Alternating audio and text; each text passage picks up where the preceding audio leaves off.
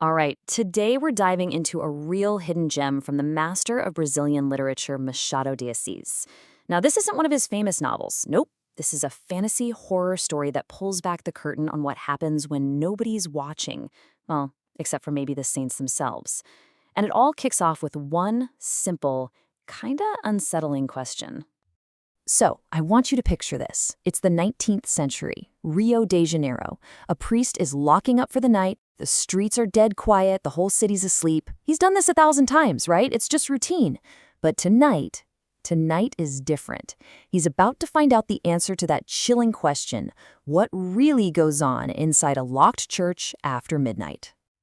We're now in the world of Machado de Assis' short story, Entre Santos, which translates to Among Saints.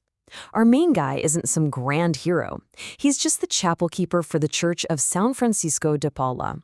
He's just finishing his nightly rounds, a job so familiar he could probably do it with his eyes closed. So he walks up to the main doors, expecting total darkness, but instead, he sees this weird, milky light seeping out from the crack underneath.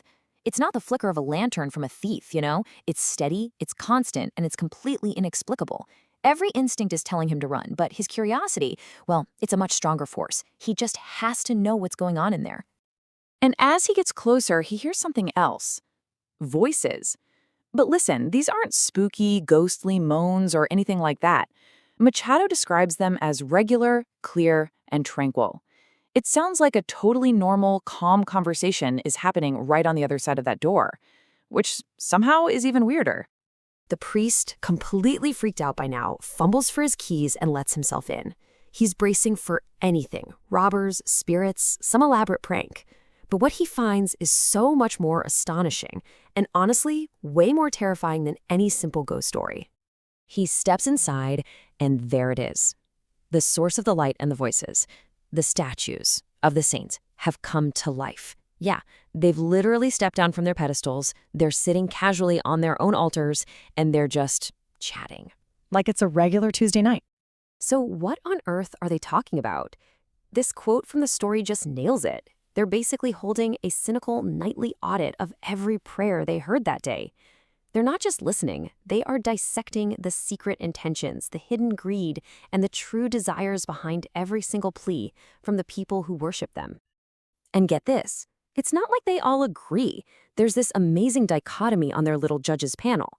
On one side, you've got the super stern ascetics like St. John the Baptist, who are just completely disgusted with humanity. But on the other side, you have the witty and worldly St. Francis de Sales, who finds the whole human comedy kind of darkly amusing. So the stern saints are basically ready to write off all of humanity as a lost cause. But St. Francis de Sales, our more indulgent observer, says, hold on, it's more complicated than that. And to prove his point, he shares the story of one particular man who prayed to him that very day. A man who, in a perfect twist of irony, also happens to be named Sales. Now, this guy Sales is famous in his neighborhood for one thing: his incredible, staggering greed. We're talking about a miser of epic proportions.